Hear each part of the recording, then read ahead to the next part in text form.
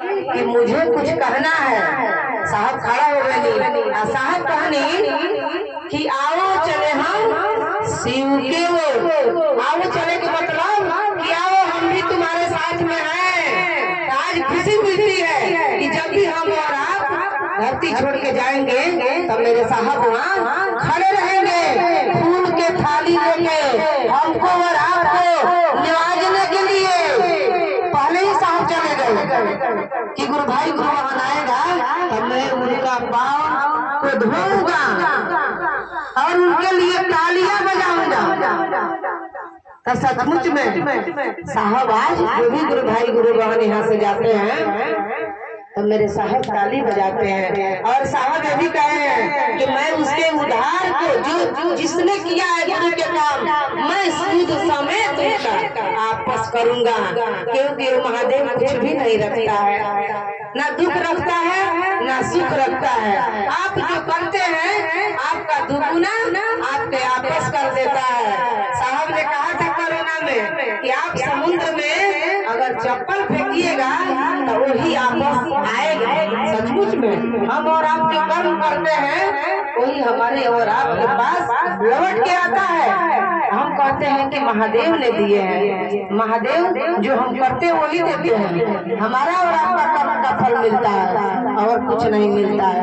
और मेरे साहब तो इतना महान काम किए हैं जो आज तक 112 महादेव के चला है और अपने गुरु बन के चले गए।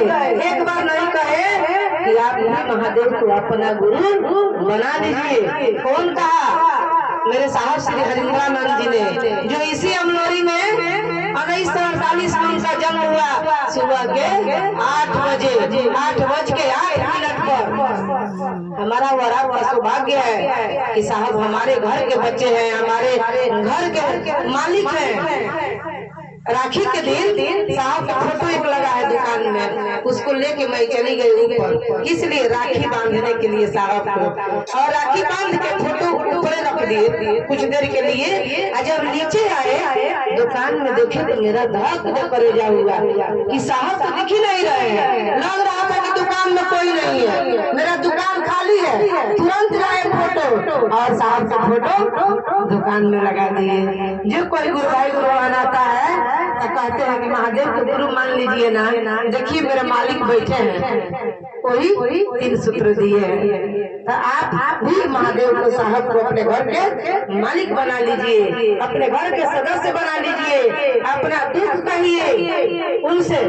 देखिए सचमुच में अभी सुने हैं ज्ञानती गुरु बहन से कि जिस दिन आप दुख मांगना शुरू कर देंगे, महाभारत जब खत्म हुआ तो कृष्ण भगवान कहे कुंती से कि मांगो बुआ क्या मांगती है? कुंती ने कहा कि मुझे दुख दे दीजिए। तब उसने कहा कि आज तक तो जगत के लोगों ने सुख मांगा, आप तो दुख मांग रही हैं। तो उसने कहा इसलिए मैं दुख मांग रही हूँ कि जब तक दुख था तब तक आप मेरे साथ थे। आज सब कुछ जब ठीक हो गया तो आप यहाँ से जा रहे हैं, इसीलिए मैं दुख मांग रही हूँ। मुझे दुख दे दीजिए, कम से कम आप तो रहिएगा मेरी जिंदगी में। तो सही बात है, जब दुख आता है तो साहब याद आते हैं, दीदी याद आती है। जब बारिश होता है तो साहब संप्रदाय मांगते हैं, दीदी से मांगते हैं कि दीदी थोड़ा सा 10 मिनट रुक दीजिए ना दीदी। जब धूप होता है तो कहते हैं कि दीदी आप भी न कहती हैं कि कहीं भी आपने कष्ट होगा तो मैं आपके जीवन में छाया बन के रहूंगी। तो दीदी छाया बनिए ना। तो दीदी छाया बनती है और रहती है हमारे आपके बीच में। सही बात है। तो हम लोग अपने दीदी को याद करें, साहब को याद करें और साहब को बताए हुए मार्ग में चलें। आइए हम लोग दीदी से चर्चा सुनते हैं।